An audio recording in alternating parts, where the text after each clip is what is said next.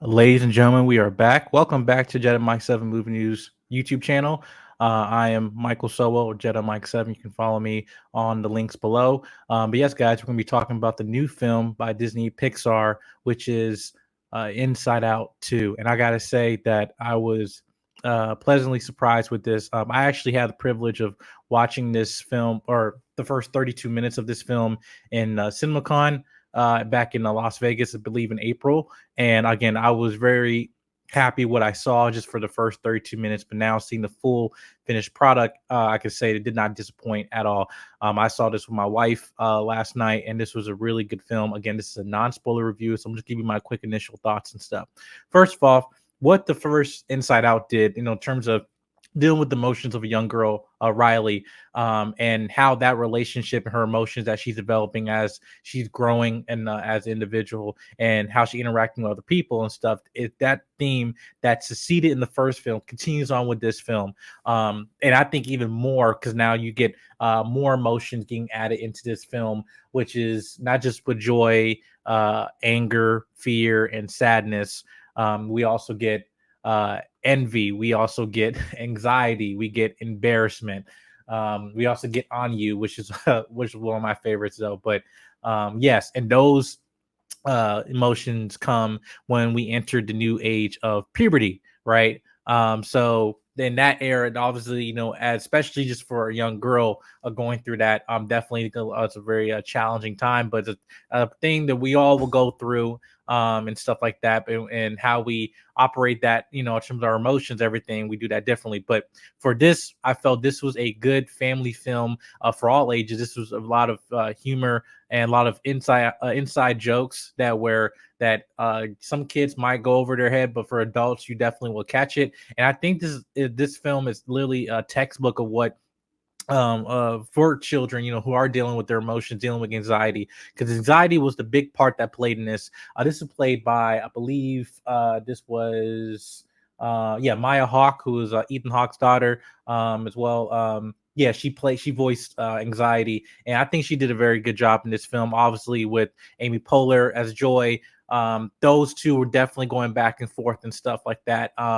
But as we're seeing, with these emotions coming in and the new things are changing, change doesn't mean that bad things are happening, but in order to know to change, making sure that we're changing in the right way and learning how to develop our emotions and learn how to deal with them when they come, because it's not just as simple as just bottling up your emotions, which you'll see in this film and everything. This is actually, they did a very good job of explaining this as Riley's being a 13-year old girl now. And but more importantly, as with the last film, what they did was with interacting with her parents, as the main focal point of her relationship, of how she dealing with her emotions. And here we get more emphasis on her friendship, particularly with her friends, at a hockey camp, and you'll see that explored. And I actually think this is showing also the ups and downs of friendships, and also when friends come and go and leave, and when you're entering into a new environment, anxiety is going to happen.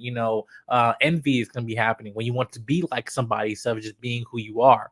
And with some of the things that happen, that they deal with this film, it really goes back to the root of the identity of self, the self-worth, the saying, I am a good person, I am this, I am a good friend.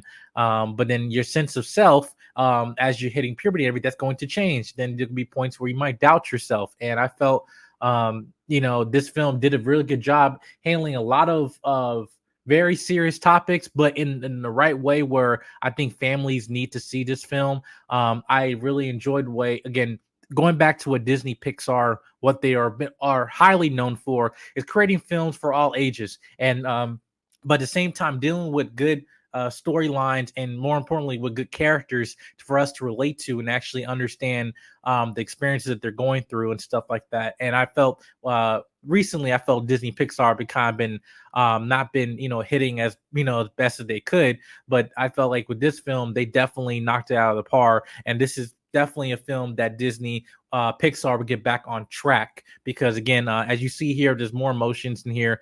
Definitely, I was another fan favorite for me was Embarrassment. Again, I really like that character, and also you get other emotions too. Not to give anything away, but I really did like the story that they gave here. Definitely, I think a story that's needed today, because now, especially after the pandemic and everything, everyone's now talking about dealing with more with mental illness, and more about dealing with emotions, depression, and other things like that. And I felt like this is a film that's going to be breaking down into the different video essays of, especially with each of these emotions and stuff like that. But I just want to say the highlight of this film was anxiety, and I think that determines the solution that comes with anxiety, even though she does present a problem, or the not mainly the antagonist, but just the situation that happens in this film, right?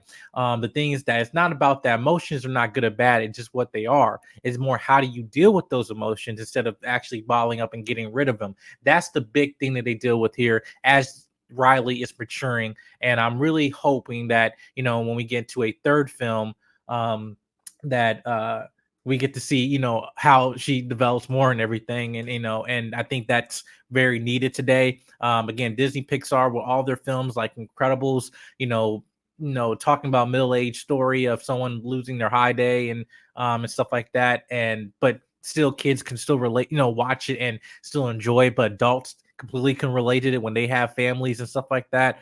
They have children, and this film does that in terms of the same approach that Incredibles does, in terms of dealing with a relatable situation like puberty, like growing up and everything, but for also children and also for adults to relate to, and actually create conversation within their own families. I think that's a big thing that films are supposed to do. Films are supposed to impact us in many different ways, and create discussion, but hopefully positive discussion. But this film, I definitely believe that does that. I commend the writers of this film, Disney Pixar. You did a good job with this. I'm looking forward to what next you have in store. I'm gonna give this rating a film. I'm probably just gonna get a 4.5 out of 5. I mean, I don't really can say I really had a negative with this film. There's definitely, even with things where directions I thought they were going to go, they actually didn't, and I actually commend them for that. And they actually take me somewhere else that I wasn't even expecting. So anyway, I think this is a good film for all ages and for families to go see this weekend. Please, guys, make sure you subscribe, Jedi Mike 7 on YouTube and Instagram below. All my links and everything is affiliated down below. And guys, I'll see you guys next video. Please go see Inside Out. All right, see you next time. Bye.